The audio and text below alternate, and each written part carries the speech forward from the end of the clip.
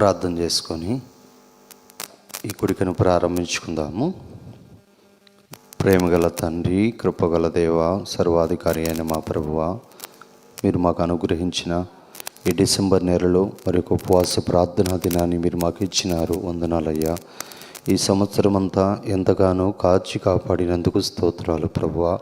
ఈ సంవత్సర అంతములో మీ సన్నిధిలో గడపటము, మీ పాదాల చెంత గడపటము, మా జీవితాలను మీ వాక్యపు వెలుగులో, మీ ముఖకాంతిలో పరీక్షించుకొని మా జీవితాలను సరి చేసుకోవటం, మీ ఆత్మశక్తిని మేము పొందుకోవటం మాకెంతో అవసరం నాయన.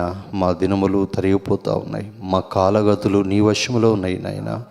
దినములు చెడ్డవి గనుక సమయమును పోనీయక సద్వినియోగం చేసుకోమంటా ఉన్నావు. అజ్ఞానుల వలె కాక జ్ఞానుల వలె నడుచుకున్నట్లు జాగ్రత్తగా చూసుకోమంటా ఉన్నావు నాయన. ఏ విషయంలో మీరు జాగ్రత్తగా ఉండమంటా ఉన్నారు, ఆ విషయంలో మేము అజాగ్రత్తగా నిర్లక్ష్యంగా ఉంటే ఎంతో నష్టపోతాం నాయన.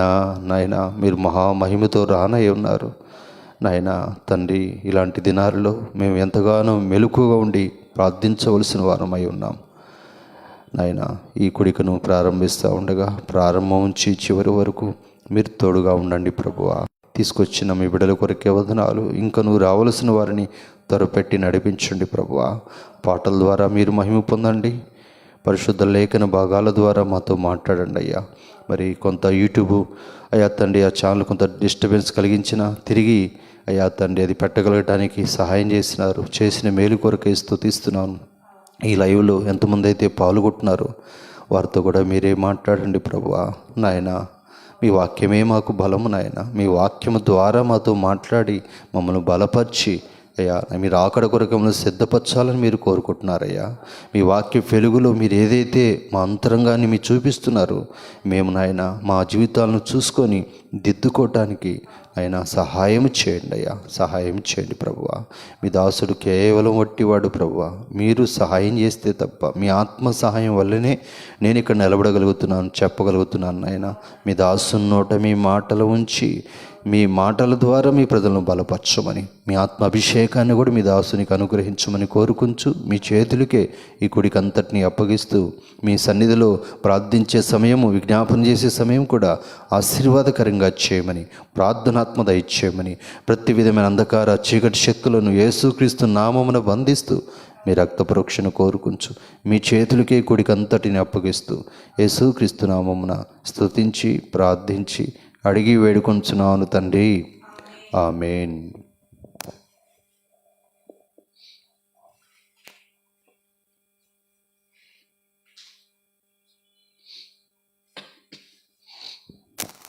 కొన్ని పాటలు పాడుకుందాము. సియోను పాటల పుస్తకంలోంచి 416వ పాటను పాడుకుందాం. 416వ పాట. ఆ కలువరి మార్గములో యేసు సిలువను మోసెను అనే ఈ పాటను పాడుకుందాం. ఆ కలువరి మార్గములో యేసు సిలువను మోసెను. ఆ కలువరి మార్గములో యేసు సిలువను మోసెను. రక్షణ నివ్వను ఓ సోదరా, నెమ్మది నివ్వను ఓ సోదరి.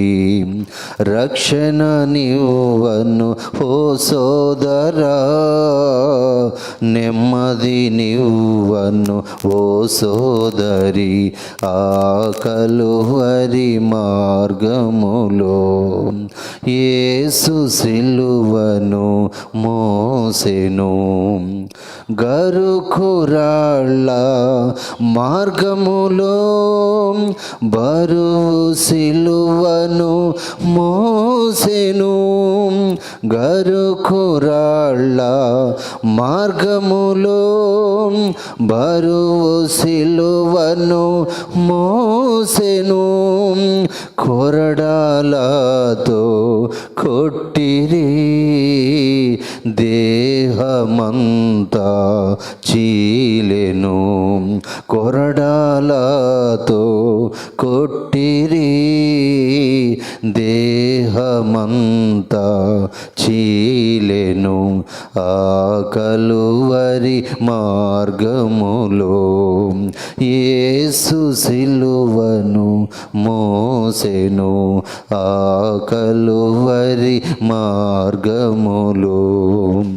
మేకులు కొట్టిరి కాళ్ళకు, తలకు ముండ్ల కిరీటము.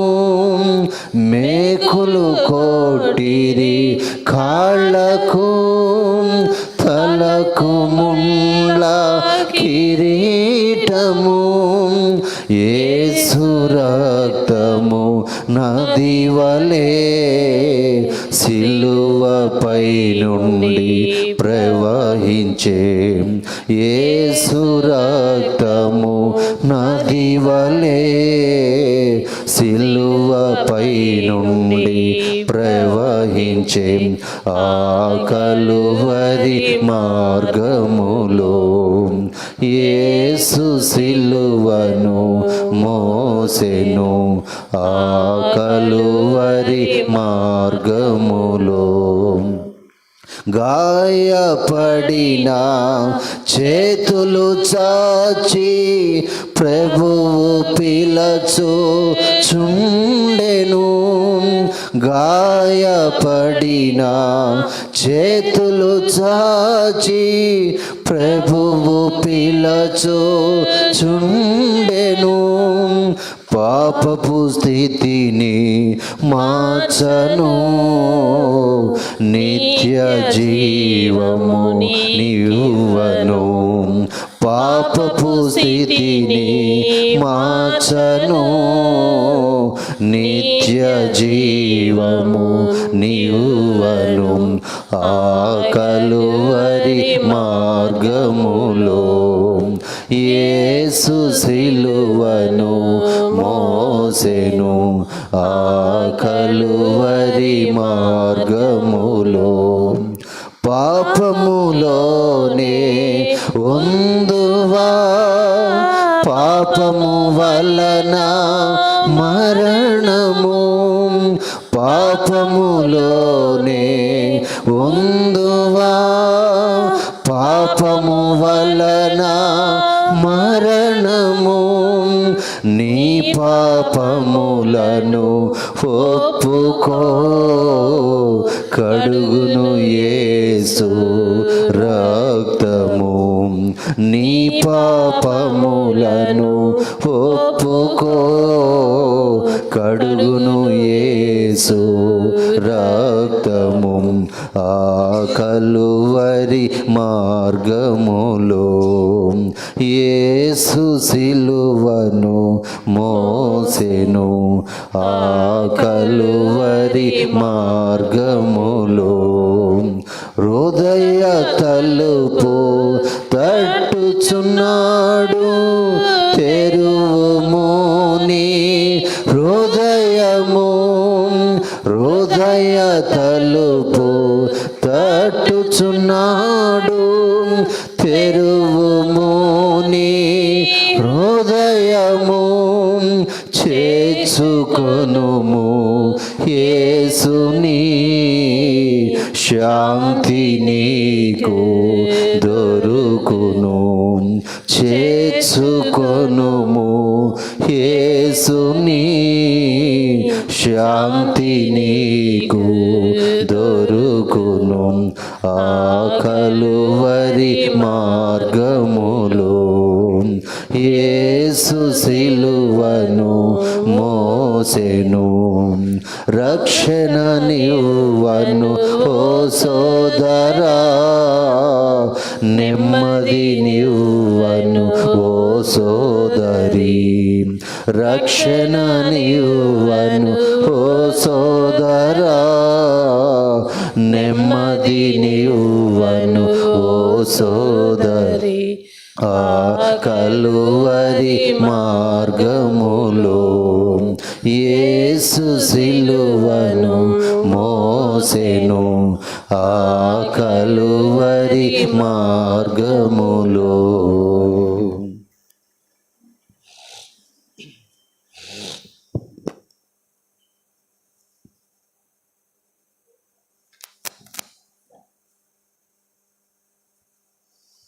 మరి ఒక పాట పాడుకుందాము.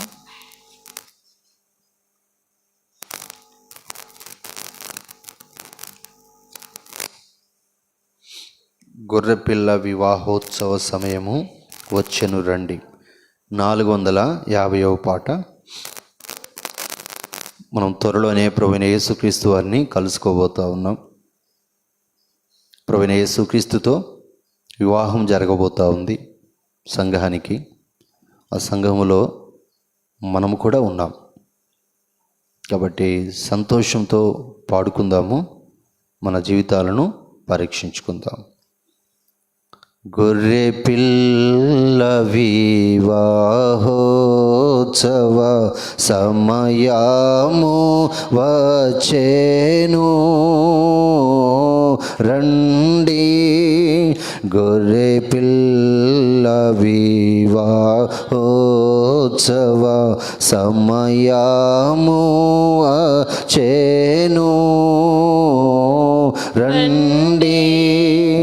సర్వాధికారియో సర్వోన్నతుండైనా సర్వాధికారియో సర్వోన్నతుండైనా మన తండ్రిని ఘనపరచి మనమోత్సహించెదము.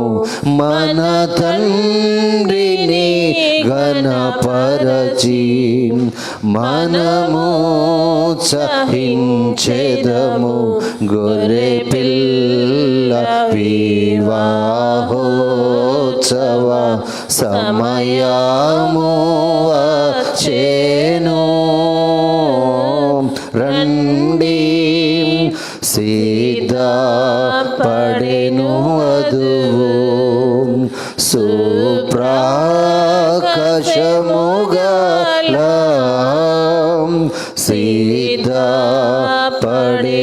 వధువు సుప్రకాశముగల. నిర్మల వస్త్రములతో నాలంకరించుకొనెన్. నిర్మల వస్త్రములతో నాలంకరించుకొనెన్. గొర్రె పిల్ల వివాహోత్సవ సమయము వచ్చెను రండి. పరిశుద్ధుల నీతి క్రియలే అవసరములు. పరిశుద్ధుల నీతి క్రియలే అవసరములు. గొర్రె పిల్ల రక్తములో శుద్ధి నొందిన వారు. గొర్రె పిల్ల రక్తములో శుద్ధి నొందిన వారు. గొర్రె పిల్ల వివాహోత్సవ సమయము వచ్చెను రండి. తెల్లని గుర్రముపై కూర్చుండినవాడు. తెల్లని గుర్రముపై కూర్చుండినవాడు.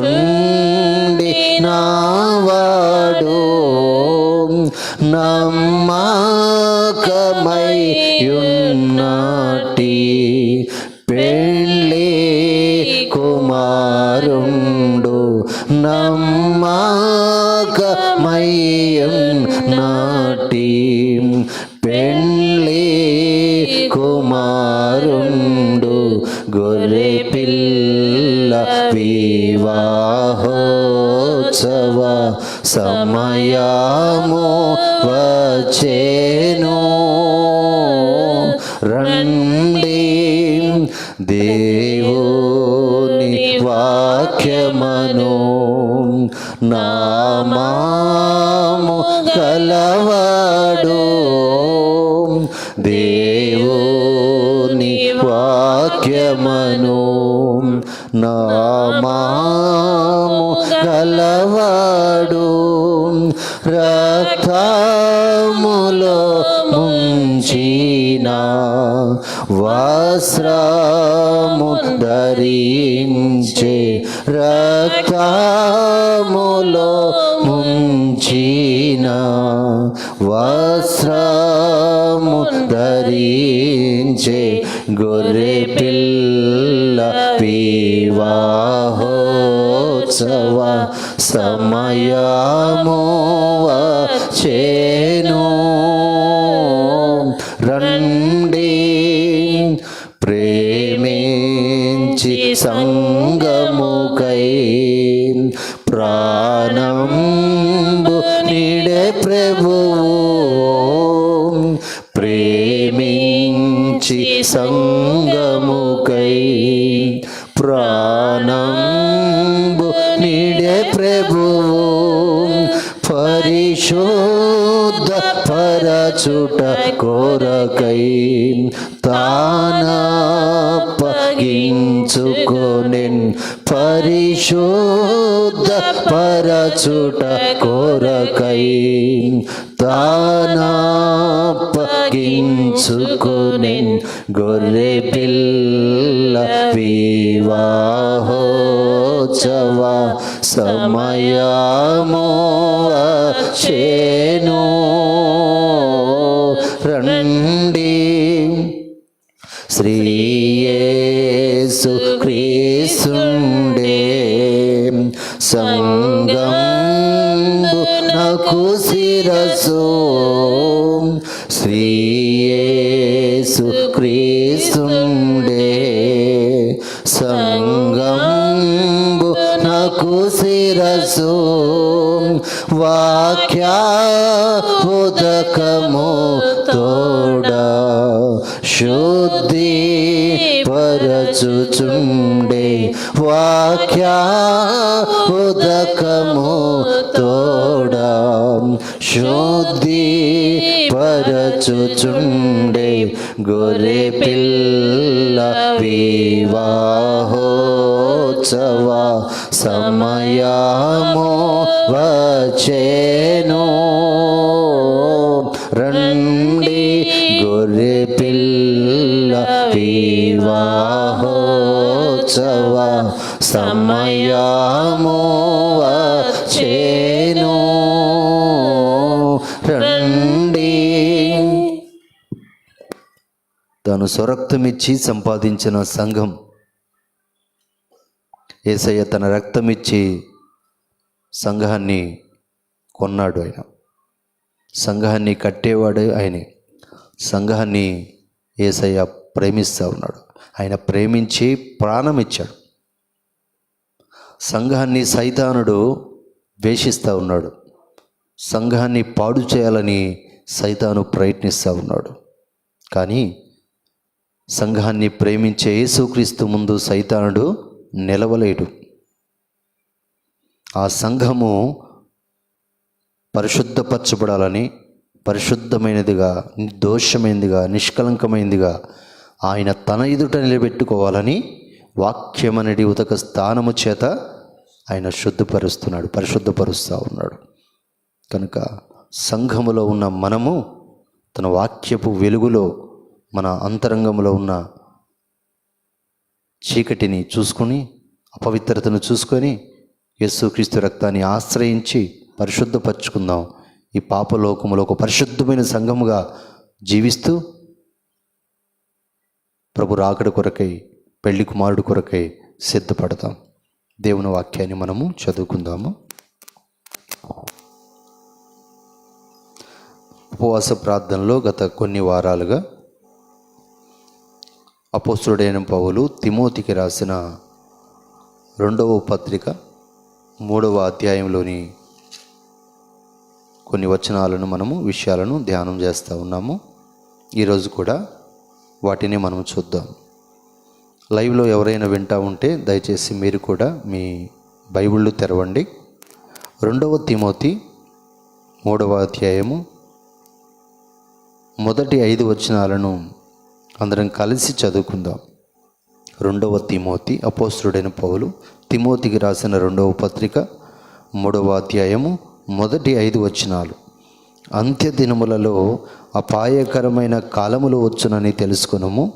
ఎలాగనగా మనుషులు స్వార్థప్రియులు, ధనాపేక్షలు, బెంకములాడువారు, అహంకారులు, దూషకులు, తల్లిదండ్రులకు అవిధేయులు, కృతజ్ఞత లేనివారు, అపవిత్రులు, అనురాగరహితులు, అతిద్వేషులు, అపవాదకులు, అజితేంద్రియులు, క్రూరులు, సజ్జన ద్వేషులు, ద్రోహులు, మూర్ఖులు, గర్వాంధులు, దేవుని కంటే సుఖానుభవమును ఎక్కువగా ప్రేమించువారు, పైకి భక్తి గల వారి వలె ఉండి దాని శక్తిని ఆశ్రయించని వారునై ఉందురు. ఇట్టి వారికి విముఖుడవై యుండుము.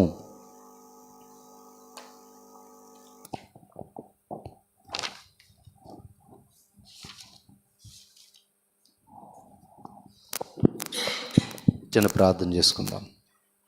ప్రేమగల తండ్రి, కృపగల దేవ, గతించిన ఒక 2 వారములుగా ఈ 2వ తిమోతి 3వ అధ్యాయంలోని ఈ 5 వచనాల్లో ఉన్న కొన్ని ఆత్మీయ విషయాలను మేము ధ్యానం చేస్తూ ఉన్నాం.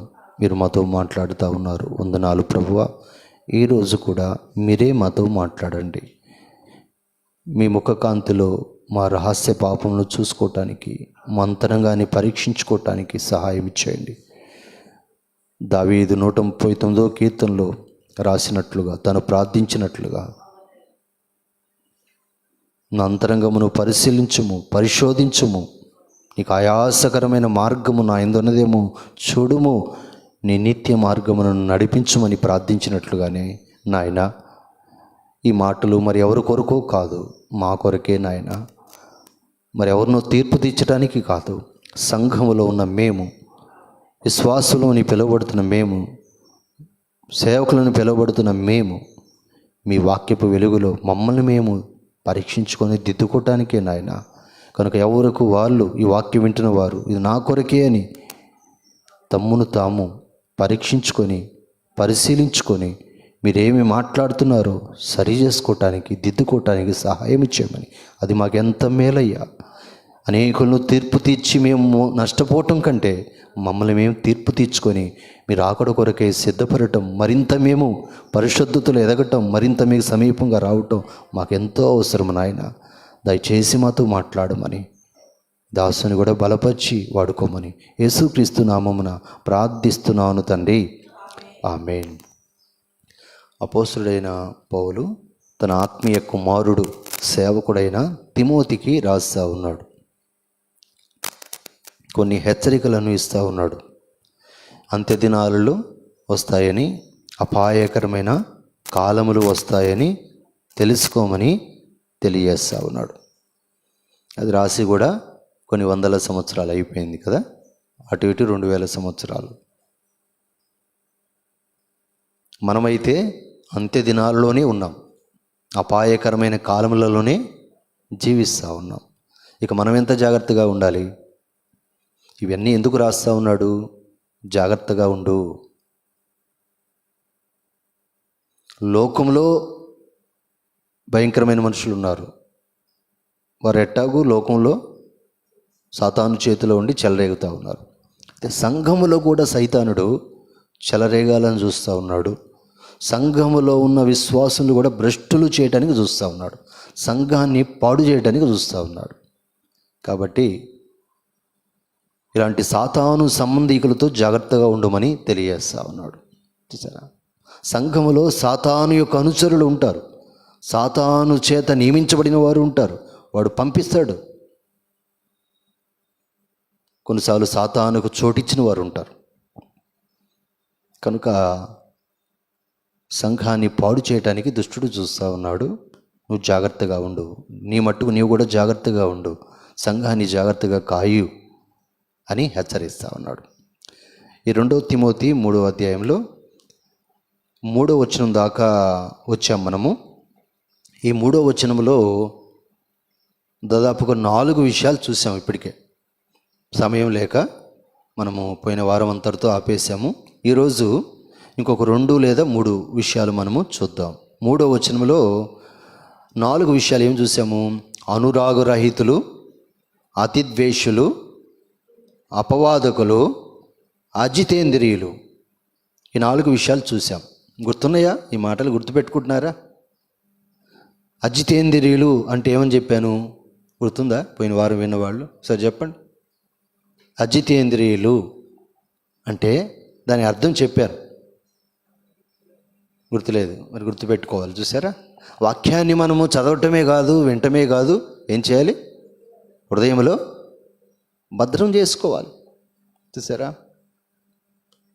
యవనస్తులారా మీరు బలవంతులు, ఎందుకంటే వాక్యము మీ యందు నిలిచి ఉన్నది కనుక. దేవుని వాక్యం మనలో నిలిచినప్పుడే మనం బలవంతులం అవుతాం. వాక్యాన్ని మర్చిపోతే మనం బలహీనులమే. వాక్యాన్ని చదివినా, వాక్యాన్ని విన్నా అది మన హృదయంలో దాచిపెట్టుకోవాలి, భద్రం చేసుకోవాలి, నెమరు వేసుకోవాలి, ధ్యానించాలి, లోబడాలి. ఇప్పుడు మనం కడుపు నిండా భోజనం చేసాము. భోజనం చేసిన ఒక 10 నిమిషాలకి మొత్తం కక్కుకున్నాం అనుకోండి, ఏమవుతుంది? బలం ఉండదుగా, అంతేనా? తిన్నాం కానీ అది నిలవాలి కదా. అప్పుడు అది రక్తంగా మారుతుంది, మాంసంగా మారుతుంది, మనకు బలాన్ని ఇస్తుంది. మనము తింటున్నాము, కక్కుంటున్నాం, ప్రయోజనం ఏమీ లేదు. ఆత్మీయంగా బలహీనం అయిపోతాం. మనం ఏం చేస్తున్నాం అంటే వింటున్నాము, చదువుతున్నామని మురిసిపోతున్నాం, మోసపోతున్నాం. మనం వింటము, చదవటము ముఖ్యమే, అవసరం అది. అయితే అది నిలవాలి. ఆ వాక్యం ఏమవ్వాలి? నిలవాలి. కనుక ఈ మాటలు మన హృదయాల్లో మనము గుర్తుపెట్టుకోవాలి. పోయిన వారం చెప్పాను, అజితేంద్రియులు అంటే వితౌట్ సెల్ఫ్ కంట్రోల్ అని రాయబడి ఇంగ్లీష్లో. దానికి తెలుగులో కూడా చెప్పాను కదా. అంటే అదుపులో పెట్టుకోలేని వారు, తమ్మును తాము అదుపులో పెట్టుకోలేని వారు అనమాట.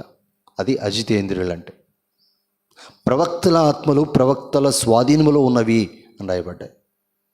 మన మాటలు కావచ్చు, మన చూపులు కావచ్చు, మన ఇంద్రియాలు కావచ్చు, మన ఆశా నిగ్రహం అంటారు దీన్ని. ఇంకా ఏమంటారు? గలతీ 5వ అధ్యాయం 22వ వచనంలో ఆత్మ ఫలమేమనగా అంటాడు. ఆత్మ ఫలములో ఇదొక విషయం, ఆశా నిగ్రహము. ఆశా నిగ్రహం అంటే సెల్ఫ్ కంట్రోల్. అజితేంద్రియత్వం అంటే, అజితేంద్రియులు అంటే వితౌట్ సెల్ఫ్ కంట్రోల్, ఆశను నిగ్రహించుకొని వారు, తమ్మును తాము అదుపులో పెట్టుకోలేని వారు. అదొక కృపనిస్తాడు. ఆత్మఫలములో ఒక ఫలం అది. ఆత్మఫలమేమనగా అని 9 విషయాలు అదొకటి అనమాట. ఇప్పుడు మనల్ని మనం అదుపులో పెట్టుకోగలుగుతున్నామా? ఒక వ్యక్తి మీద కోపపడాలనుకున్నప్పుడు కోపగించుకోవటము, దాన్ని అదుపులో ఉంచుకోవాలి. ఒక వ్యక్తిని కొట్టాలనుకుంటాం, కొట్టాలనిపిస్తుంది, కానీ అదుపులో ఉంచుకోవాలి దాన్ని. చూసావా? ఒక దాన్ని మనం కొనాలనుకుంటాం, చూడంగానే అది మనకు అవసరమా కాదా అది ఆలోచించాం, అది కావాలని కోరుకుంటాం, వెంటనే దాన్ని కొనేస్తాం. ఆశను నిగ్రహించుకోవాలి. చూసారా?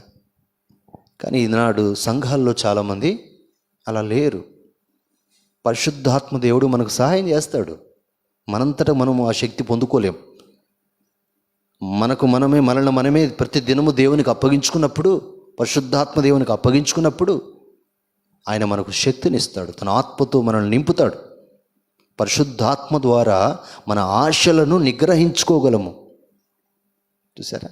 నిగ్రహించుకోగలం. మనల్ని మనం అదుపులో పెట్టుకోగలము.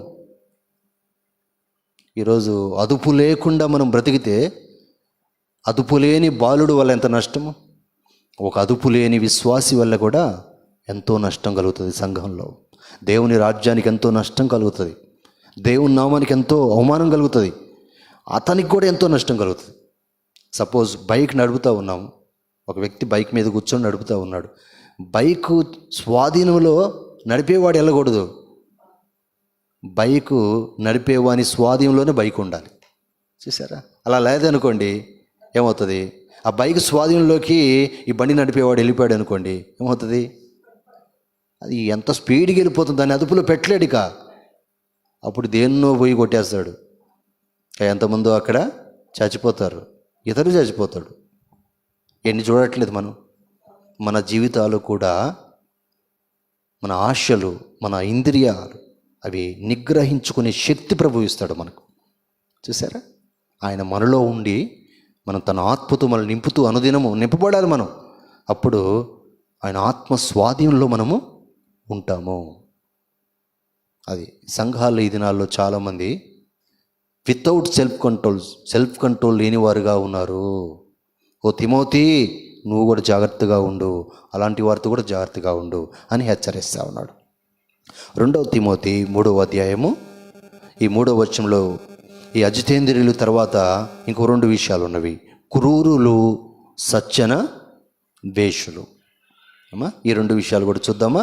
ఒకటి చెప్పండి, క్రూరులు, సజ్జన వేషులు.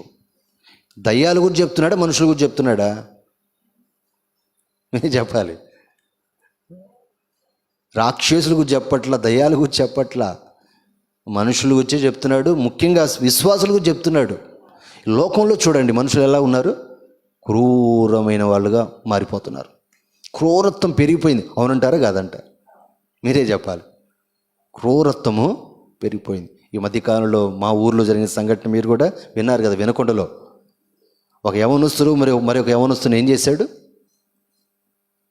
కత్తి తీసుకొని, పదునైన కత్తి తీసుకొని తెగ నరికాడు. చేతులు, వీడియో తీశారు. అది చేతులు తెగ నరుగుతూ ఉంటే చేతులు తెగి పడిపోతూ ఉన్నాయి.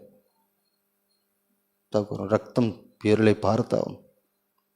తలకాయ మీద కొట్టాడు, మెడ మీద కొట్టాడు. ఏమంటారు చెప్పండి?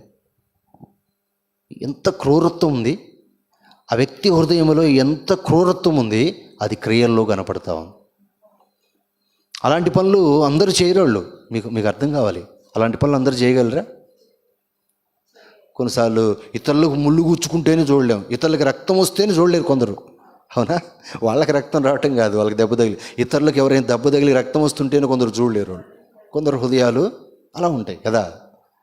కొందరు హృదయాలు ఎంత క్రూరంగా ఉంటాయంటే, హృదయాలు పాపం వల్ల కఠినపరచబడతాయి. క్రూరత్వం, వాళ్ళకి ఇక కనికరం ఉండదు. చూసారా? క్రూర మృగాలు అంటారే అమ్మా, సింహము, పులి, ఎలుగుబంటి, ఈ రకరకాల వీటిని క్రూర మృగాలు అంటారు. అవేం చేస్తాయి? జాలి పడతాయా? ఒకసారి ఒక జంతువులు ఉండే స్థలం, జూ అంటారు కదా, జూ పార్క్ అంటారు కదా, ఆ జూ పార్క్కి వెళ్ళారు చాలామంది. వెళ్తే లోపల సింహాలు, పులులు చాలా ఉన్నవి.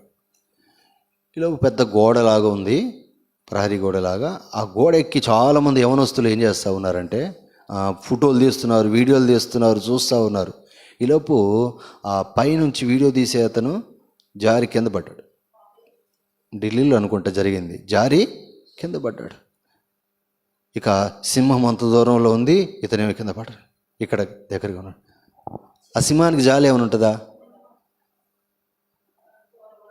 ఇతను పడినవాడు, ఆ కుర్రోడు నమస్కారం పెడుతున్నాడు, దండం పెడుతున్నాడు దానికి. అయ్యా అయ్యా కనికరపడయ్యా, జాలిపడయ్యా, ఓ సింహమా,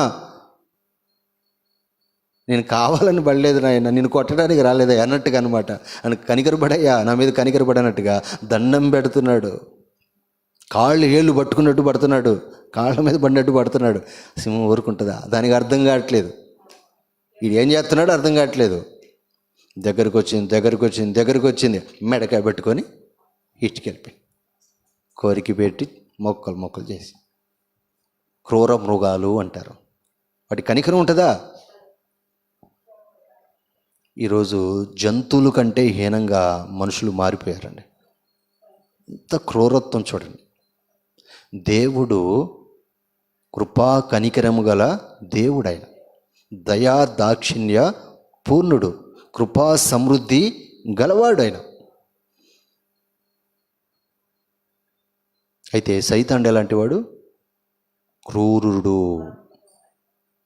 వాడు క్రూర ముఖము కంటే భయంకరుడు. అందుకనే ఎవరిని మృంగుదునా అని గర్జించే సింహం వలె వాడు తిరుగులాడుతూ ఉన్నాడు. ఎవరినైనా మిగుతాడు వాడు. విశ్వాసుల్ని ఇప్పుడు మింగటానికి వస్తున్నాడు. నువ్వు అవకాశం ఇస్తే ఏమవుతావు? వాడి చేతుల్లో చిక్కిపోతావు. ఆడ పైన కుర్రోడు కాలు జారి పడ్డాడు, చూసారా? అపవాదికి చిక్కాడు, అదే సింహానికి చిక్కాడు.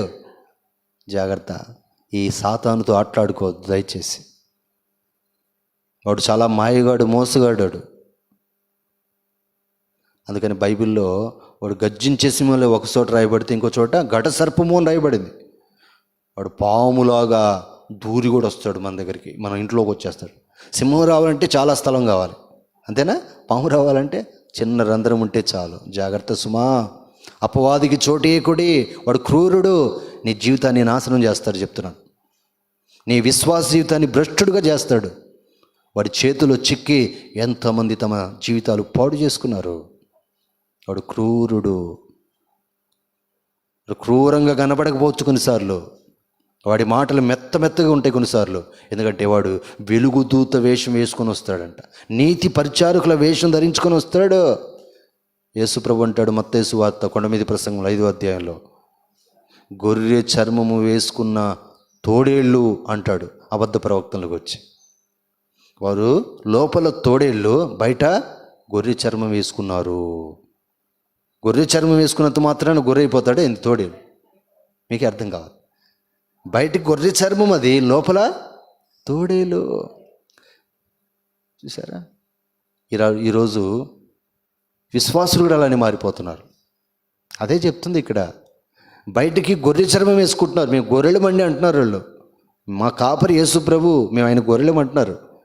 కానీ వారు లోపట తోడేళ్ళు, అది కనపడట్లా. జాగ్రత్త పడండి, అలాంటి వాళ్ళతో జాగ్రత్తగా ఉండండి అంటున్నాడు పౌలు.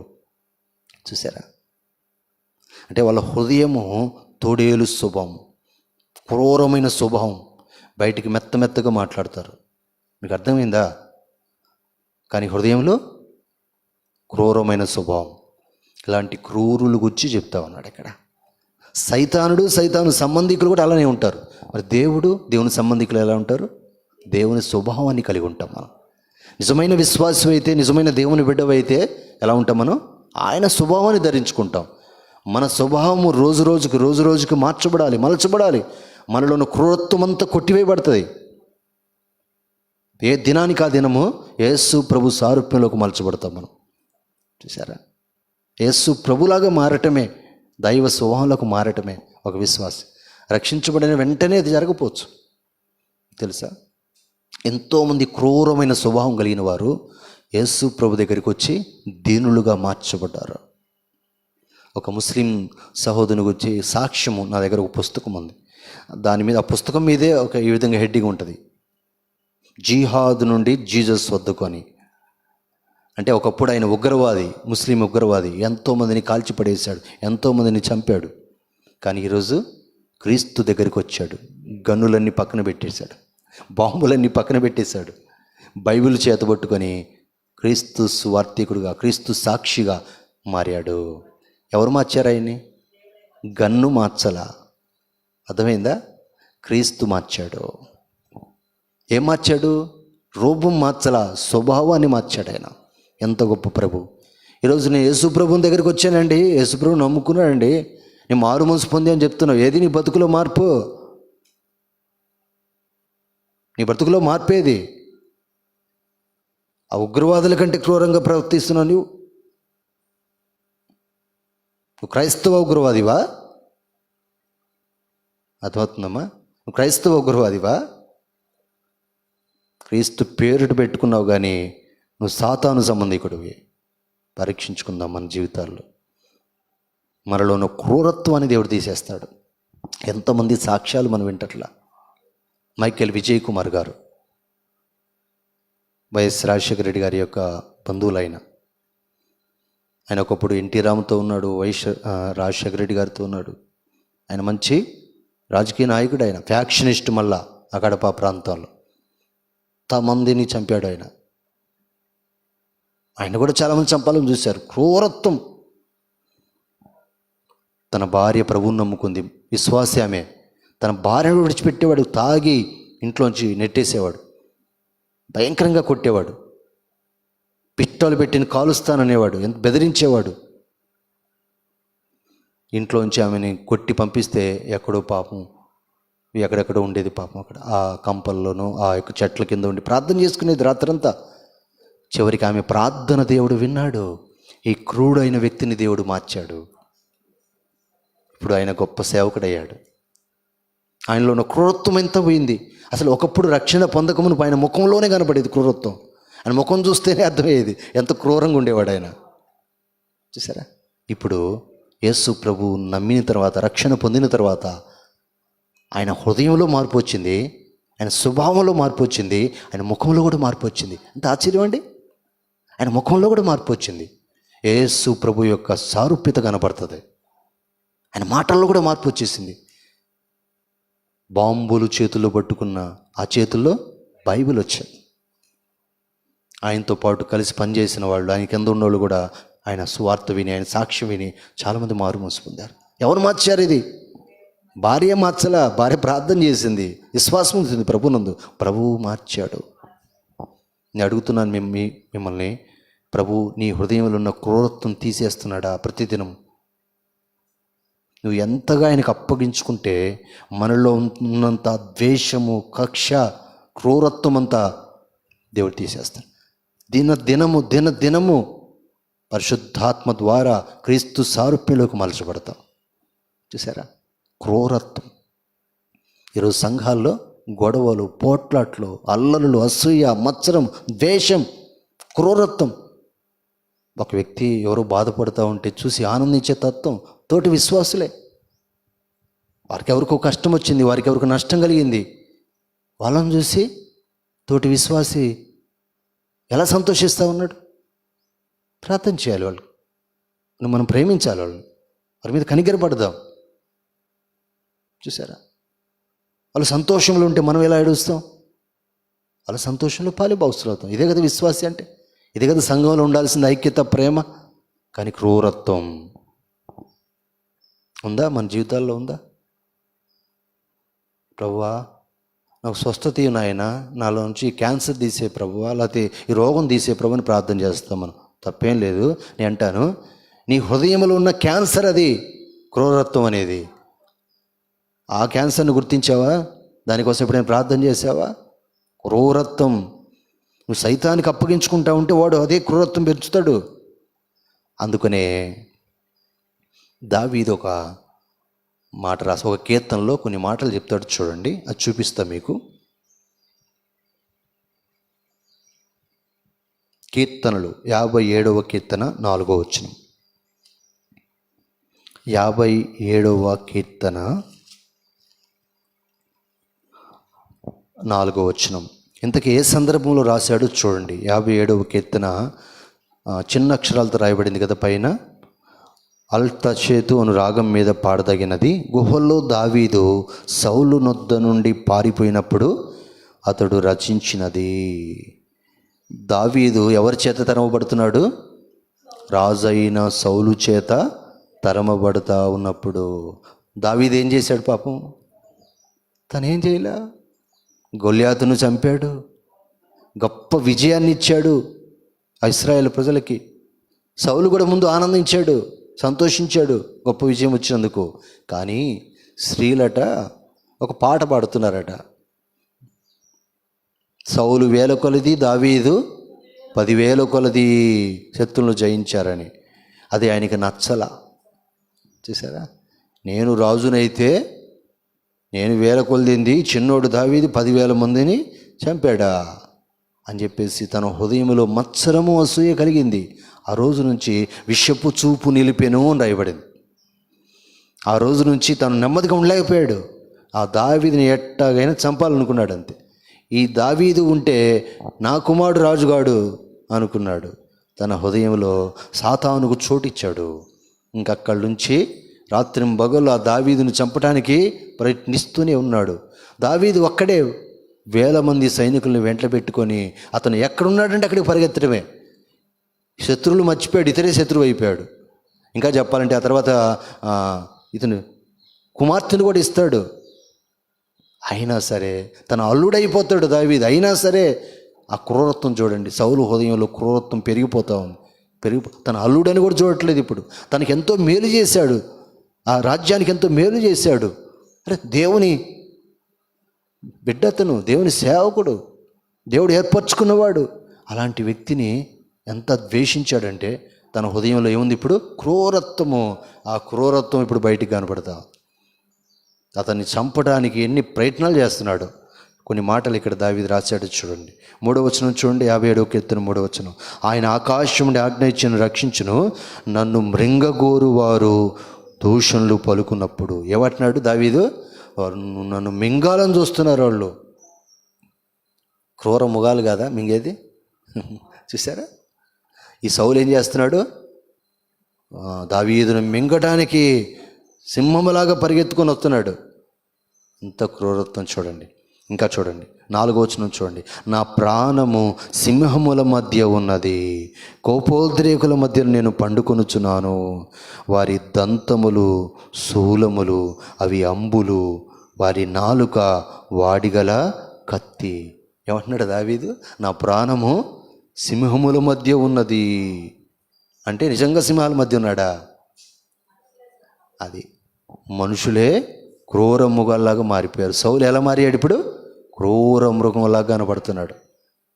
సింహాల మధ్య ఉన్న నా సైనికులను వెంట పెట్టుకొని వస్తున్నాడు ఒక్క వ్యక్తి కోసం చంపడానికి. ఇతను కొండలు గుహలు ఎక్కడెక్కడో దాక్కుంటా ఉన్నాడు. అంతా దుఃఖపడుతున్నాడు, కన్నీరు విడుస్తున్నాడు, ప్రార్థన చేస్తున్నాడు, దేవుని ఆశ్రయిస్తూ ఉన్నాడు. అలాంటి సింహాల మధ్యలో కూడా దేవుడు మనలను కాపాడగలడు. నీకు అర్థమైందమ్మా? ఇంకా వాళ్ళ మాటలు ఎలా ఉంటాయంట? వారు కోపోద్రేకులు, వాళ్ళ మధ్య నేను పండుకుంటున్నాను. సింహాల మధ్య పండుకుంటే ఎలా ఉంటుంది? చాలా కష్టంగా ఉంటుంది, చాలా భయంగా ఉంటుంది కదా. అలా ఉన్నానంటున్నాడు. వారి దంతములు శూలములు, అవి అంబులు, వారి నాలుక వాడిగల కత్తి. ఈనాడు సంఘాల్లో విశ్వాసుల మధ్య జరుగుతుంది ఇదే. వాళ్ళు ఏం కత్తులు పట్టుకుని రారు, అర్థమైందా? వాళ్ళ కొడవలేం పట్టుకొని రారు. వాళ్ళ నాలుకలే కత్తిలాగా వాడతారు, శూలాల్లాగా దిగిపోతాయి అవి. వారి నాలుక వాడిగల కత్తి. ఆ వినకొండలో ఆయన ఏం చేశాడు? ఆ కుర్రుడు వాడిగల కత్తితో చేతులను తెగ నరికాడు, తల తెగ నరుగుతున్నాడు. ఈరోజు విశ్వాసుల యొక్క కత్తులు ఏమిటి? నాలుకలే. మన నాలుక ఇతరులకు మేలు చేయొచ్చు, ఇతరులకు నష్టాన్ని కూడా కలిగించవచ్చు. కుటుంబాలు కట్టచ్చు, మన నాలుకలు వస్తున్న మాటల ద్వారా కుటుంబాలు కాల్చొచ్చు, కూల్చొచ్చు. ఈ నాలుకను దేవుడు వాడుకుంటాడు, సైతాను కూడా వాడుకుంటాడు. ఎవరికి ఇచ్చుకుంటున్నావు నువ్వు? ఓ విశ్వాసిని ఎవరికి ఇచ్చుకుంటున్నావు? దేవుడు వాక్యం చెప్పడానికి నన్ను పిలిచాడు. ఒకవేళ వాక్యాన్ని నుంచి చెప్పగలిగితే దేవుడు తన ఆత్మ ద్వారా, పరిశుద్ధాత్మ ద్వారా, దేవుని వాక్యం ద్వారా అనేకల హృదయాలు పడవబడి వారు పశ్చాత్తాపంలోకి వస్తారు, రక్షణలోకి వస్తారు. వారి పాపాలు వారు ఒప్పించబడతారు పరిశుద్ధాత్మ ద్వారా. అలాగ ఉండాలి, అంతే తప్ప ఎవరినో ఇతరు గాయపరచడానికో, నష్టపరచడానికో, ఇతరులను కించపరచడానికో, ఇతరులను నాశనం చేయటానికా వాడేది ఈ నాలుకను? కాదు కాదు. వాడు దేవుని సంబంధి కాడు, సైతాను సంబంధించి. ఈనాడు సంఘాల్లో చాలామంది ఇలాగ సాతాను సంబంధికులుగా మారిపోతూ ఉన్నారు. వారి నాలుకలను సైతాను వాడుకుంటున్నాడు, దేవుడు వాడుకోవట్లా. అనేకులను ఆదరించడానికి, ప్రోత్సహించడానికి, ధైర్యపరచడానికి, గద్దించడానికి, సరిచేయటానికి దేవుని చిత్త ప్రకారం దేవుడు మన నోటిని, మన నాలుకలను వాడుకుంటాడు. అయితే మన నాలుక పరిశుద్ధపరచబడాలి. చెప్తున్నాను, మన నాలుకలు, మన నోరు పరిశుద్ధపరచబడాలి. అడగాలి, ప్రార్థన చేయాలి. అయ్యా, ఇదే నోటితో నేను ఎంతమందిని బాధ పెట్టా, ఇదే మాటలతో ఎంతమందిని పొడిచాను, ఎంతమందిని గాయపరిచాను, ఎన్ని కొంపలు కూల్చాను, ఎంతమంది జీవితాలు నేను పాడు చేశాను. నన్ను క్షమించు ప్రభువా. పశ్చాత్తాపడాలి. ఒకరోజు లాగితే నీవు పశ్చాత్తాపడకపోతే నీవు నరకానికి వెళ్తావు. నువ్వు విశ్వాసం అనుకుంటున్నావు, పిశాచివే, నువ్వు నరకానికి వెళ్తావు. నీ నోటి నుండి వచ్చిన ప్రతి వ్యర్థమైన మాటను గురించి లెక్క చెప్పాలి. ఈరోజు చాలామందికి ఆ గ్రహింపు లేదు. క్రియలతో చేసిన పాపాన్నే దేవుడు చూస్తాడు అనుకుంటున్నారు. మన మాటల్లో కూడా గమనిస్తున్నాడు ఆయన. మన ప్రతి వ్యర్థమైన మాటను గురించి దేవునికి లెక్క చెప్పాలి. ఒకవేళ మన మాటల ద్వారా ఎవరినైనా గాయపరిచామా, వాళ్ళని పొడిచామా, పొడుస్తున్నాం ఇంకా. అర్థమైందమ్మా? పరీక్షించుకుందాం. అయితే ఈ క్రూరముగా లాంటి వారు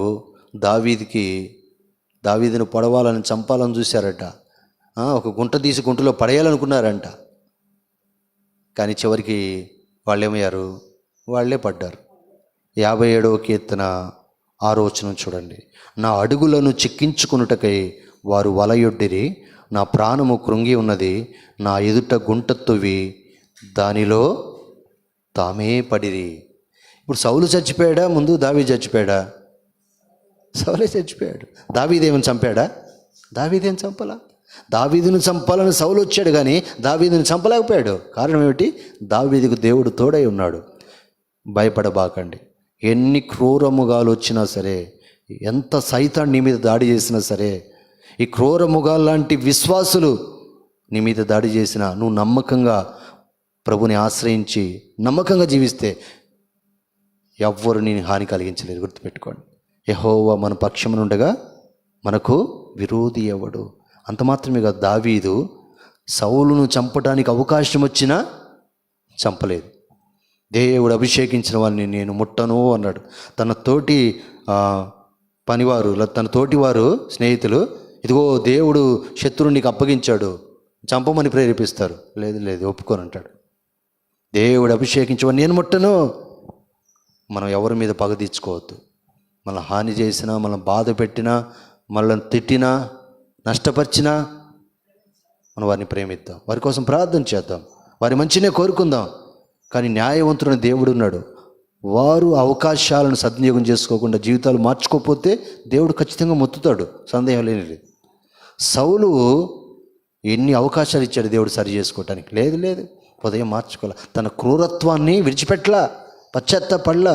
చివరికి ఏమయ్యాడు? యుద్ధరంగంలో తాను తన కుమారులు కూడా చచ్చిపోయారు. ఆ సౌలు స్థానంలో దేవుడు దావీదును ఉంచాడు. కాబట్టి ఈ దినాల్లో ప్రజలు ఎలా ఉన్నారమ్మా? విశ్వాసులు ఎలా ఉన్నారు? క్రూరులుగా ఉన్నారు. ఆ క్రూరత్వం మనలోంచి పోవాలి. ప్రతిదినము కూడా ఆ క్రూరత్వం పోయి పరిశుద్ధాత్మ ద్వారా దేవుని స్వభావం, క్రీస్తు పోలిక మనలోకి రావాలి. అది మనంతరం మనకి రాదండి, గుర్తుపెట్టుకోండి. మనలో ఆ క్రూరత్వం కన్నమేటప్పుడు పశ్చాత్తపడాలి ప్రభు సన్నిధిలో, ప్రభుకు అప్పగించుకోవాలి. తప్పక ఆయన సహాయం చేస్తాడు. ఇంకొక మాట చెప్పేసి నేను ముగిచ్చేస్తాను. ఈ రోజుకి ఈ 3వ వచనాన్ని కంప్లీట్ చేద్దాం. 2 తిమోతి 3వ అధ్యాయము 3వ వచనం చివరి మాట చూడండి. ఒకసారి ఆ వచనాన్ని చదువుకుందామా? అతిద్వేషులు, అనురాగరహితులు, అతిద్వేషులు, అపవాదకులు, అజితేంద్రియులు, క్రూరులు, ఇంకోటి సజ్జన ద్వేషులు. సజ్జన ద్వేషులు. ఈనాడు సంఘాల్లో లేరా ఇలాంటి వాళ్ళు? నీతిమంతులను ద్వేషించేవాడు, పరిశుద్ధులను ద్వేషించేవాడు, సత్యాన్ని ప్రకటిస్తే, సత్యాన్ని బోధిస్తే, సత్యంగా మనం బ్రతికితే, నీతిగా మనం బ్రతికితే ద్వేషించే వాళ్ళు ఉన్నారు. లోకంలో ఉన్నారా లేదా? ఎంతమంది లేరు?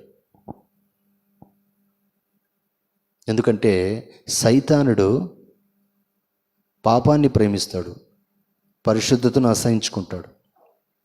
వాడు నీతిని అసహించుకుంటాడు, దుర్నీతిని జరిగిస్తాడు. సాతాను సంబంధికులు కూడా అలానే ఉంటారు. లోకంలో సాతాను సంబంధికులు ఎలా ఉన్నారు? నీతిని అసహించుకుంటారు, దుర్నీతిని ప్రేమించి జరిగిస్తారు. పరిశుద్ధతను అసహించుకుంటారు, పాపాన్ని, అపవిత్రతను ప్రేమించి జరిగిస్తారు. ఇది లోకంలో జరుగుతూ ఉంది. ఒకవేళ సంఘంలో కూడా ఇది కనపడితే, నీలో అది కనపడితే, నాలో ఇది కనపడితే ప్రజలు చెప్పండి, యేసుప్రభు ఎలాంటి వాడు? ఆయన నీతిని ప్రేమించి దుర్నీతిని అసహించుకున్నాడని రాయబడింది. ఆయన పాపాన్ని అసహించుకొని పరిశుద్ధతను ప్రేమించాడు. ఆయన పాపిని ప్రేమించాడు, పాపాన్ని ఆయన అసహించుకున్నాడు. కాబట్టి మనం కూడా యేసుక్రీస్తులాగానే ఉండాలి. మంచిని హత్తుకోవాలి, చెడ్డదాన్ని ఏం చేయాలి? అసహించుకోవాలి. దేవుడు దేన్ని ప్రేమిస్తున్నాడో దాన్ని మనం ప్రేమించాలి. దేవుడు ఎవరిని ప్రేమిస్తున్నాడో వారిని మనం ప్రేమించాలి. దేవుడు దేన్ని అసహించుకుంటున్నాడో దాన్ని మనం అసహించుకోవాలి. గుర్తుపెట్టుకోండి. దేవుడు నీతిమంతులను ప్రేమించువాడు అని రాయబడింది. కీర్తనలో ఉంటుంది, సామెతల్లో కూడా కనబడుతుంది. దేవుడు నీతిమంతులను ప్రేమించువాడు. నువ్వు నీతిమంతులను ఏం చేయాలి? ఒక విశ్వాసివి ప్రేమించాలి కదా. దేవుని యందు భయభక్తులు గల వారిని నేను సన్మానించదని అంటాడు దావీదు. చూడండి, ఒక మాట మీకు చూపిస్తా చూడండి. కీర్తనల గ్రంథము 15వ కీర్తన.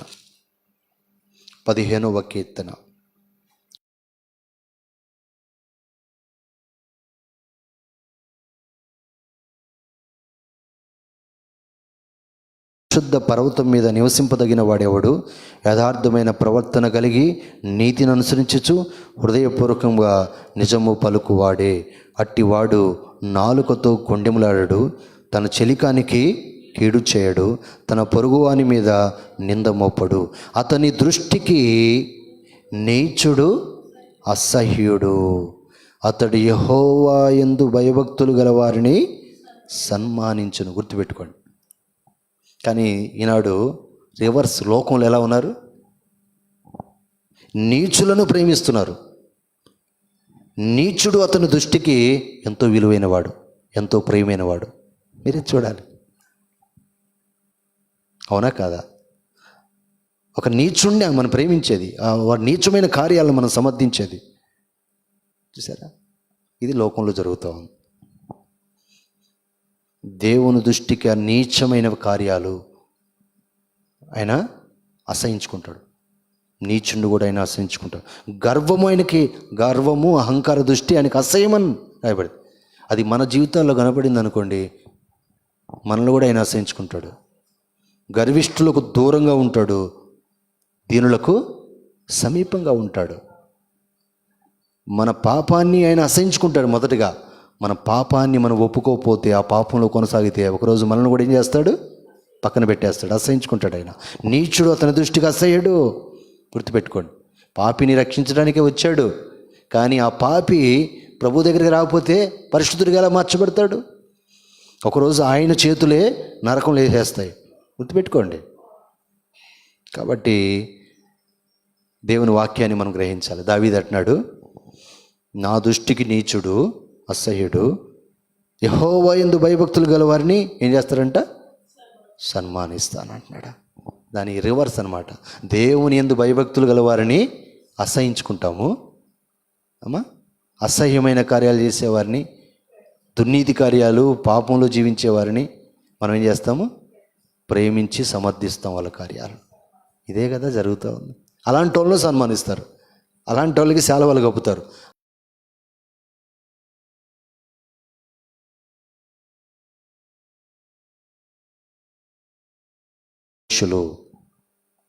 లేరంటారా?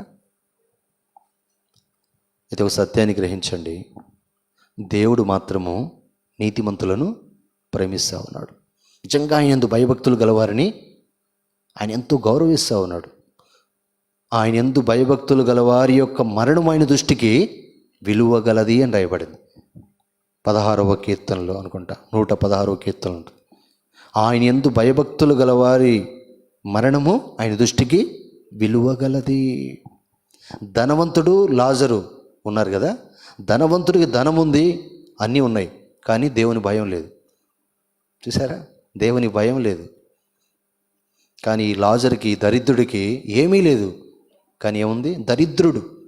ఉండటానికి ఇల్లు లేదు, తినడానికి తిండి లేదు, కట్టుకుంటే సరైన బట్ట లేదు, తనకి గాయాలైతే పుండ్లు వస్తే హాస్పిటల్కి వెళ్ళడానికి డబ్బు లేదు. కానీ దేవుని యందు భయభక్తులు ఉన్నవి, దేవుని పట్ల విశ్వాసం ఉంది అతనికి. చూసారా? ఇప్పుడు లోకం ఎవరిని గౌరవిస్తుంది? వీళ్ళిద్దరిని. ధనమున్నోడినే గౌరవిస్తుంది, డబ్బున్నోడినే గౌరవిస్తుంది. పెద్ద పెద్ద బిల్డింగ్లు ఉన్నాయి, అపార్ట్మెంట్లు ఉన్నాయి, కార్లు ఉన్నాయి, బంగ్లాలు ఉన్నాయి, అన్నీ ఉన్నాయి, కానీ ఏం లేదు? దేవుని భయం లేదు. దేవునికి లోబడే వ్యక్తులుగా, దేవుని ప్రేమించే వాళ్ళు కాదు. దేవుడు అంటే లెక్కలేదు వాళ్ళకి, దేవుని వాక్యం అంటే లెక్కలేదు వాళ్ళకి. అలాంటి వాళ్ళంటే లోకమంతా గౌరవిస్తారు. ఈ దరిద్రుని ఎవరు గౌరవిస్తారు చెప్పండి? ఈ దరిద్రుడికి పాపం ఏమీ లేవు అమ్మా, ఎవరు లేరు పాపం. అన్నీ ఉంటే అందరూ ఉంటారు, ఏమీ లేవు, ఎవరు లేరు. ఇప్పుడు చివరికి ఆ ధనవంతుడు తన ఇంటి వాగట పడి ఉన్న దరిద్రుడిని కనికరించడానికి కూడా ఇష్టపడలా. కనీసం ఒక రొట్టె ముక్కే ఇద్దామా ఆలోచనే లేదు. వాడు అసలు పురుగులాగా చూస్తున్నాడు. కానీ చూడండి, ఇద్దరు చచ్చిపోయారు. మొదట దరిద్రుడు చచ్చిపోయాడు. ఈ దరిద్రుడు ఎక్కడికి వెళ్ళాడు? దేవదూతల చేత కొనిపోబడ్డాడు. అబ్రహాము రొమ్మున అనుకోవటానికి. అంటే ఎవరు విలువ ఇచ్చారు? ఇప్పుడు దేవుడు విలువిచ్చాడు. అబ్రహాము రొమ్మున అనుకోవటానికి పరదేశకు తీసుకెళ్ళాడు దేవుడు. ఈ ధనవంతుడు కూడా చచ్చాడు కొంతకాలం తర్వాత. ఈ ధనవంతుడు ఎక్కడికి వెళ్ళాడు? పాతాళానికి వెళ్ళాడు. యాతన పడుతున్నాడు, అగ్నిలో కాల్తా ఉన్నాడు. కారణం ఏమిటి? అతడు ధనవంతుడు కాబట్టి అక్కడికి వెళ్ళా, ఇతడు దరిద్రుడు కాబట్టి పరదేశకి వెళ్ళా. నీకు ధనమున్నా దారిద్ర్యతున్నా, నీకు డబ్బున్నా లేకపోయినా ఇదేం చూడ్డు. నువ్వు నీ దేవుని భయభక్తులు నీకు ఉన్నాయా లేవా చూస్తాడు. దేవుడికి ఏది కావాలి? నీ డబ్బు, నీ దారిద్ర్యము దీన్ని బట్టి కాదు. దరిద్రులందరూ పరలోకానికి వెళ్తారు, ధనవంతులందరూ నరకానికి వెళ్తారని బైబిల్ చెప్పట్లా. అబ్రహాము ధనవంతుడే, దావీదు ధనవంతుడే, ఏబు ధనవంతుడే. కానీ వారు ధనాన్ని ప్రేమించాల, దేవుని ప్రేమించారు. ఆ ధనాన్ని దేవుని చిత్త ప్రకారం వాడుకున్నారు. వాళ్ళ క్షేమం కోసం, ఇతరుల క్షేమం కోసం వాడారు. వాళ్ళు ధనాన్ని ప్రేమించాల, దేవుని ప్రేమించారు. అందుకని వారు పరలోకానికి వెళ్ళారు. కానీ ఈ ధనవంతుడు ధనమిచ్చిన దేవుణ్ణి మర్చిపోయి గర్వించి ఎవరిని లెక్క చేయకుండా తన ఇష్టానుసారంగా జీవించి పాతాళానికి, నరకానికి వెళ్ళిపోయాడు. ఈ దరిద్రుడికి ఏమీ లేకపోయినా దేవుని మీద సనుక్కోలా, గొనుక్కోలా. మీకు అర్థమైందమ్మా? తన పుండ్లు కూడా స్వస్థత రాలా, తన గాయాలు బాగుపడలా. కుక్కలు వచ్చి ఇంకా నాగుతూ ఉన్నాయి. గాయాలు కట్టేవాళ్ళు కూడా లేరు. తనకేమీ లేవు, అయినా సనుక్కోలా. దేవా, నన్ను ఈ స్థితిలో ఉంచు, అయినా నీకు వందనాలు. నీ యందు భయభక్తులు నేను విడిచిపెట్టినాయా. నువ్వు ఏ స్థితి ఇచ్చినా ఆ స్థితిలో నీకు నమ్మకంగా ఉంటాను అనుకున్నాడు ఆయన. అంతే. ఆ దరిద్రతలో నుంచి వచ్చాడు పాపం. అతనేం బాగుపడలా, పెద్ద బిల్డింగ్లు కట్టుకోవాలా, దరిద్రతలో నుంచి వచ్చాడు. కానీ ఎక్కడికి వెళ్ళాడు? పరదైస్కి వెళ్ళాడు. యెహోవా యందు భయభక్తులు గలవారిని దేవుడు కూడా సన్మానిస్తాడు, దేవుడు గౌరవిస్తాడు, దేవుడు ఉన్నతమైన మహిమనిస్తాడు. నీ సంగతి ఏమిటి? ఈనాడు సంఘాల్లో కూడా ఎలా ఉన్నారో తెలుసండి. సేవకులను, ఎలాంటి సేవకులను ప్రేమిస్తారు?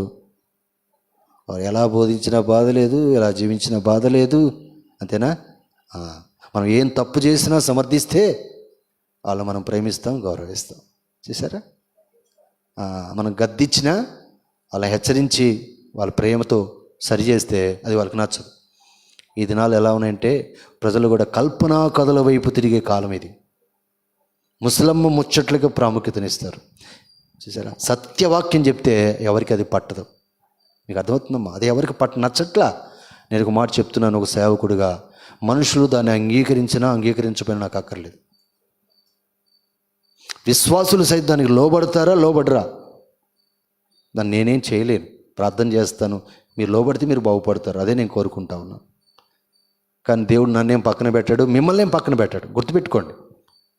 నిజంగా దేవుని భయభక్తులు కలిగి యథార్థంగా నీతిగా నువ్వు ప్రేమిస్తే మంచిని హత్తుకో, పాపాన్ని అసహించుకో, చెడును విసర్జించు నీ జీవితంలో. నువ్వు అలా జీవించి పరలోకం ఉన్న దేవుడు అందరూ నిన్ను ప్రేమిస్తారు. ఈ లోకంలో మనం ద్వేషించవచ్చు, మనకు విలువ ఇవ్వకపోవచ్చు. సంఘములో కూడా అలాంటి వారు విశ్వాసులు ఉంటారు కదా. ఇలాంటి కపట విశ్వాసులు మనం ప్రేమించకపోవచ్చు. Don't care. మద్దవుతుందమ్మా? కానీ నీకు చెప్తున్నాను, నువ్వు గుర్తించు, నిజంగా దేవుని యందు భయభక్తులు కలిగి ఉన్నాడా అని ప్రేమించు, అని సన్మానించు, పర్లేదు. నీచుడు అసహ్యుడుగా ఉండాలి, వాడు చేసే పాపానికి అసహ్యమైనదిగా ఉండాలి. చూసావా? సజ్జన ద్వేషులు ఈ దినాల్లో ఎలా ఉన్నారండి? సజ్జన ద్వేషులు. నేను అనేకసార్లు సత్యాన్ని బోధించినందుకు నన్ను అసహించుకున్నారు చాలామంది, నా మీదకి లేచారు చాలామంది. నీతిని ప్రకటించినందుకు, నీతిగా బ్రతికినందుకు, యథార్థంగా జీవించినందుకు చాలామంది చాలా మాట్లాడినారు. నేనే లెక్క చేయను, పట్టించుకోను. నేను ఈ మనుషుల మెప్పు కోసం నేనేం సేవ చేయట్లేదు. ఈ మనుషుల పొగడ్తల కోసం, డబ్బుల కోసము నేనేం బోధ కూడా చేయట్లేదు. ప్రభు నన్ను పిలిచాడు. యెహోవా యందు భయభక్తులు అయిన సేవకుడు వాడు ఎంత గొప్పడా నేను చూడను. ఆయన ఎంత గొప్ప సేవకుడు నేను చూడను. అతను చాలా చిన్న సేవకుడే కావచ్చు, చిన్న సంఘమే ఉండొచ్చు, అతను గుర్తింపే లేకపోవచ్చు. అలాంటి వ్యక్తిని ఎంతో గౌరవిస్తాను, అలాంటి సేవకుని ఎంతో గౌరవిస్తాను. అలాంటి విశ్వాసాన్ని నేను ఎంతో గౌరవిస్తాను. నేర్చుకుంటా ఇంకా వాళ్ళ దగ్గర నేర్చుకోవటానికి అలాంటి వాళ్ళ దగ్గరే ఉంటుంది. గొప్ప సేవకులుగా పిలువబడతా, అవినీతిగా అక్రమంగా జీవిస్తా, రాజీ పడిపోయే బ్రతుకుతా. చూసారా, అవినీతిగా బ్రతుకుతూ డబ్బు కోసం బోధ చేస్తా, సేవ చేస్తూ ఉంటే వారిని నేను లెక్క చేయను కూడా. ఎందుకంటే దేవుడు వారిని అట్లాంటి వాళ్ళు పట్టించుకోవట్లేదు. ఈనాడు సంఘాల్లో కూడా ధనవంతులైన విశ్వాసం, అంటే ధనవంతులందరూ చెడ్డోళ్ళని కాదు, కానీ కొంతమంది ధనాన్ని బట్టి గర్వించే వాళ్ళు ఉంటారు. వారు ధనవంతులైతేమి దరిద్రులైతేమి వారు నిజంగా దేవుని భయభక్తులు కలిగి ఉంటే వారిని గౌరవిస్తాం, వారిని సన్మానిస్తాం. చూసారా, వారికి ఎంతో విలువిస్తాడు దేవుడు. వారి మరణం కూడా దేవుని దృష్టికి ఎంతో విలువైంది. గుర్తుపెట్టుకోండి అమ్మా, మనుషుల దృష్టిలో నువ్వు విలువగా బతకాలనుకుంటున్నావా, దేవుని దృష్టిలో విలువైన వ్యక్తిగా ఉండాలనుకుంటున్నావా? గుర్తుపెట్టుకోండి. ఈరోజు నీతిమంతులను ద్వేషిస్తూ ఉన్నారు. ఒక మాట చెప్పేసి ముగిచ్చేస్తాను. బాప్తిస్మిచ్చే యోహాను రోషం కలిగిన దేవుని సేవకుడు. ఓ రాజు దగ్గరికి వెళ్ళాడు, హేరోదా రాజు దగ్గరికి వెళ్ళి అతను ఏం చేశాడు, తన తమ్ముడు భార్యను ఉంచుకున్నాడు తెచ్చుకొని. ఇప్పుడు ఇతను ఏం చేశాడు, వెళ్ళి గద్దిచ్చాడు. ఇది మీకు తగదు కదా, రాజులను కూడా గద్దిచ్చాడు. ఇది నీకు తగదు కదా, నువ్వు నీ తమ్ముడి భార్యను తెచ్చుకొని ఉంచుకున్నావు, మోసం చేసావు నువ్వు తమ్ముడిని, ఈ దైవద్రోహం, ఇది నమ్మక ద్రోహం ఇది అంటే ఏం చేశారు వాళ్ళు? కోపం తెచ్చుకొని జైల్లో పెట్టారు. చివరికి ఏం చేశారు, శిరచ్ఛేదన కూడా చేశారు. ఆమె ఆ హేరోదియ కోరుకుందండి, వాళ్ళ కుమార్తెకి చెప్పింది, ఏం కావాలో కోరుకో అంటే రాజు బాప్తిస్మిచ్చే ప్రవక్త యొక్క తలకాయని కోరుకోమని చెప్పింది తల్లి. తలకాయ పోవచ్చు కానీ నీతి పోలా, హతసాక్షిగా మారిపోయాడు అతను. అర్థమవుతుందమ్మా, ఏది విలువైంది? తలకాయ విలువైందా, నీతి విలువైందా, పరిశుద్ధత విలువైందా? తలకాయ పోయినా బాధ లేదు, సాక్ష్యం పోకూడదు. అర్థమవుతుందా? ప్రాణం పోయినా బాధ లేదు, మన పరిశుద్ధత పోగొట్టుకోకూడదు, నీతిని పోగొట్టుకోకూడదు. అది అలాంటి బ్రతుకు బతకాలి మనం. స్టెఫను నీతిగా పరిశుద్ధత వచ్చి బోధిస్తూ ఉంటే, ఉన్నట్టుగా వాక్యం బోధిస్తూ ఉంటే, స్టెఫను ముఖం దేవదూతలా కనపడింది వాళ్ళకి. అయినా వాళ్ళు వాళ్ళ హృదయాలు మెత్తన పడలా. కోపోద్రేకులు ఏం చేస్తారు, రాళ్ళు తీసుకుని కొట్టి చంపారు. స్టెఫన్ చచ్చిపోయాడు,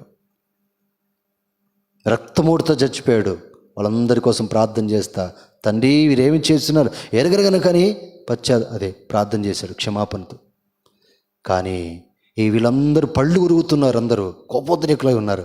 కానీ ఆయన చచ్చిపోతున్నప్పుడు దేవుడు ఆయనకు దర్శనం చూపించాడు. ఆకాశం తెరవబడిందంట.